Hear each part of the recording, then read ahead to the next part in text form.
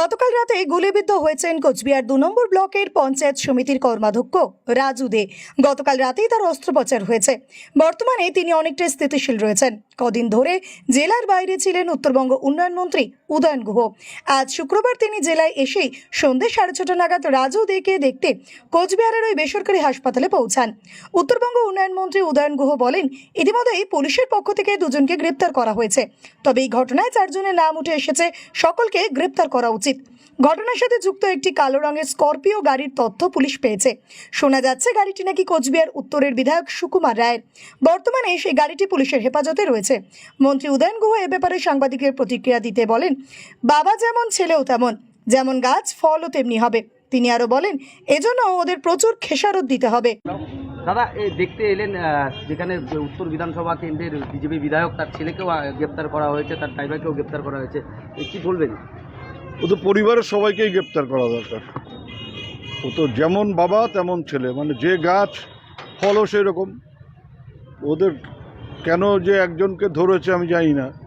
ওই 2 ছেলে এবং বাবা, ও সবাইকে গ্রেপ্তার করা দরকার। আগামী দিনে উত্তর বিধানসভায় কি কি কর্মসূচি নেওয়া হবে?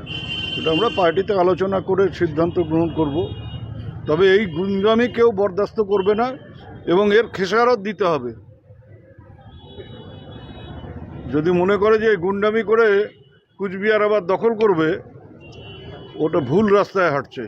এর জন্য ওদের প্রচুর খেসারত দিতে হবে।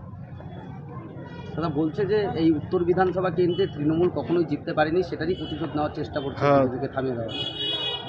তৃণমূল কেন গোলমাল করবে? ওর পায়ের তলার থেকে মাটি সরে গেছে বলে ও এইসব করাচ্ছে।